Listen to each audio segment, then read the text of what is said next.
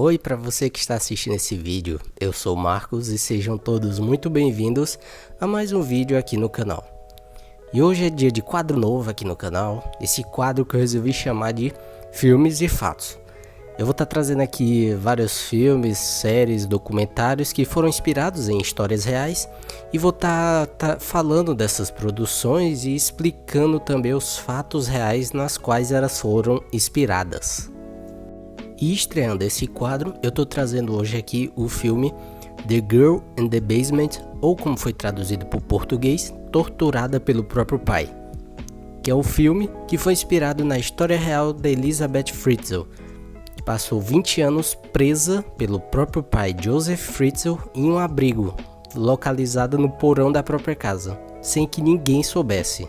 E se você gostar do vídeo, eu peço que você já deixe logo aquele like que sempre ajuda muito o canal.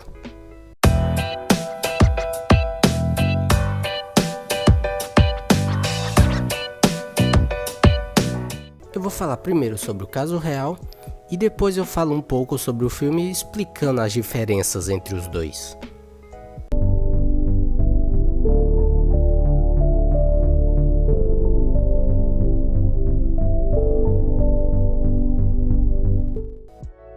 Elizabeth Fritzl tinha apenas 18 anos quando tudo aconteceu. Ela tinha 7 irmãos e moravam todos juntos com a mãe Rosemary Fritzl e o pai Joseph Fritzl em Amstetten, na Áustria. O Joseph Fritzl não era uma pessoa lá muito agradável e também passava longe de ser um exemplo de pai. Ele abusou da Elizabeth durante praticamente a adolescência inteira dela e por conta disso ela já não gostava muito do Joseph e tinha uma vontade de, assim que completasse 18 anos, ir embora de casa.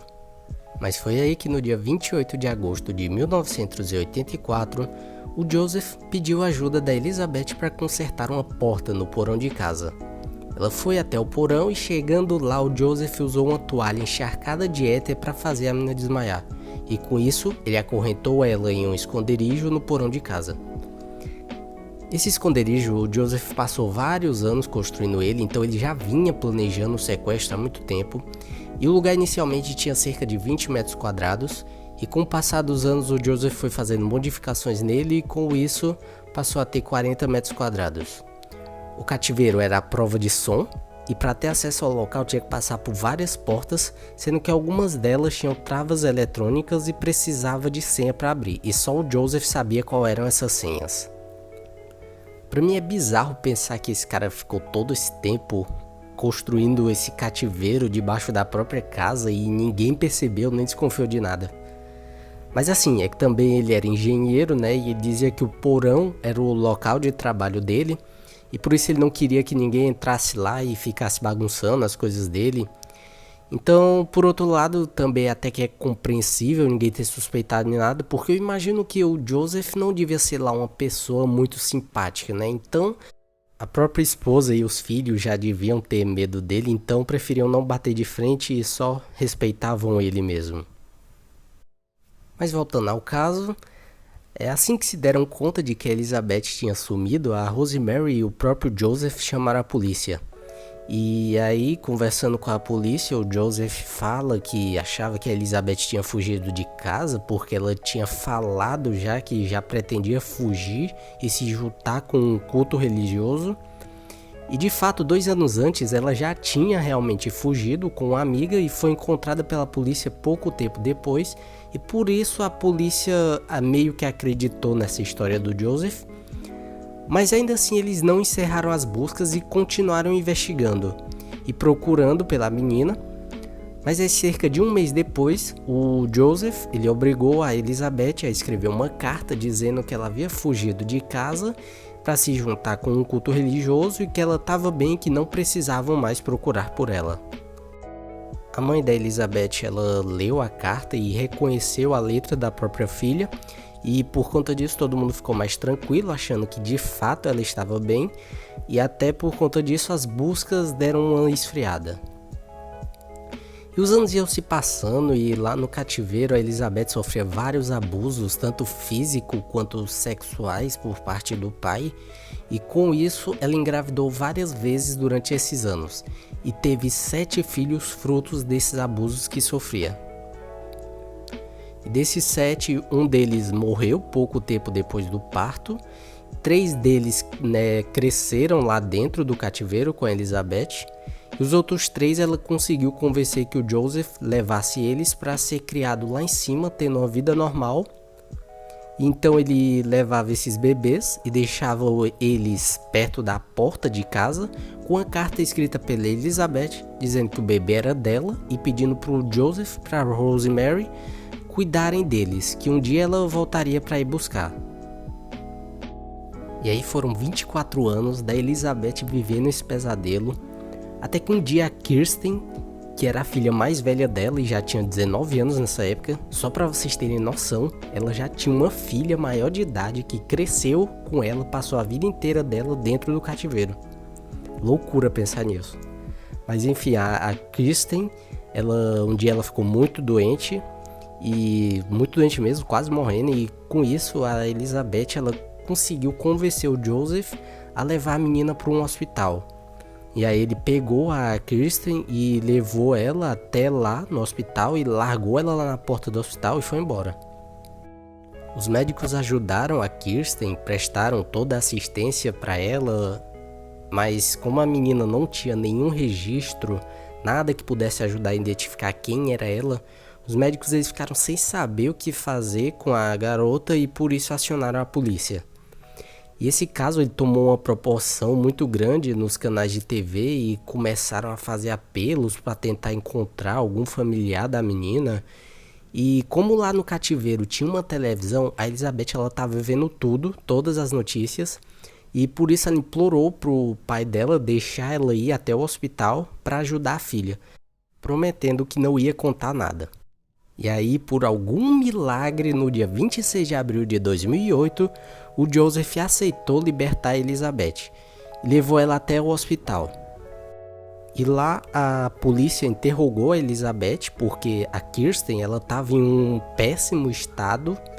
Ela foi criada a vida inteira no cativeiro, né? Então ela nunca nem tinha visto sequer a luz do sol. Por conta disso ela estava com déficit de várias vitaminas e também estava bem desnutrida.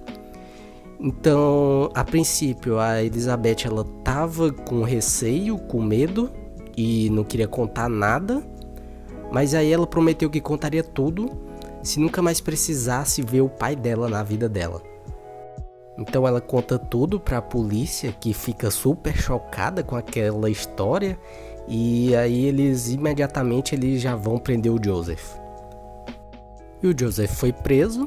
E o julgamento dele teve início no dia 16 de março de 2009 e só foi acabar no dia 19 de março. Ou seja, foram 4 dias de julgamento e durante esses dias o Joseph se declarou culpado de algumas acusações e inocente de outras.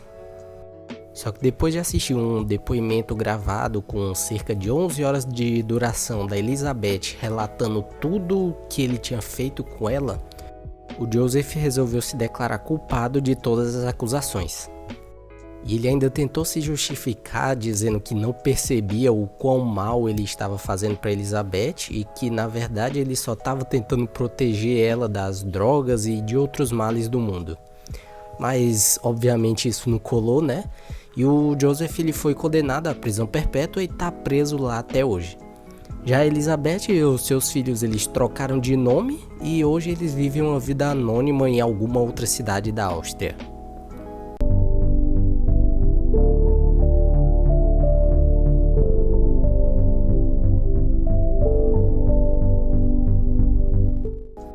E agora falando sobre o filme, ele é uma produção de baixo orçamento que foi lançado direto para TV pelo canal Lifetime. E apesar de ser baseado nos acontecimentos reais, provavelmente eles não tinham os direitos da história e por conta disso o filme ele tem algumas diferenças em relação à história real.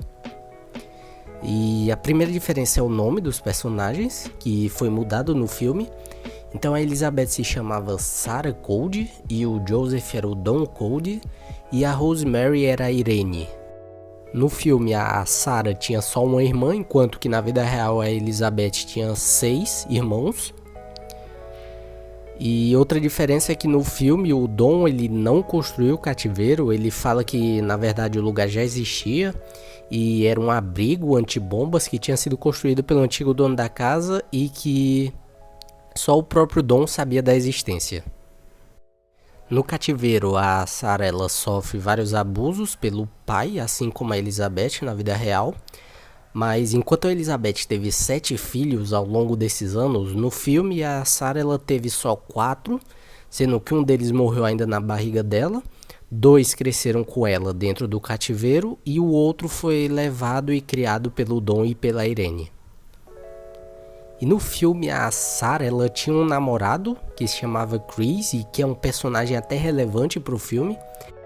Ele era meio que alguém importante pra ela, deu pra perceber que ela era bem apaixonada por ele e sempre lembrava de vários momentos ao lado dele enquanto estava lá presa. E na vida real eu não sei se a Elizabeth tinha também um namorado, eu não vi falando em lugar nenhum sobre isso.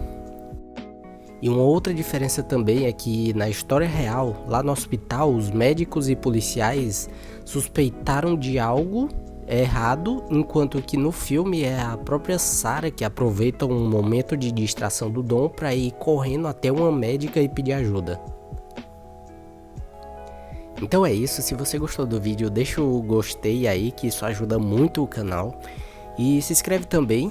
Eu tô sempre trazendo aqui vários vídeos sobre filmes, séries, documentários, então se inscreve para você não perder nenhum vídeo aqui no canal.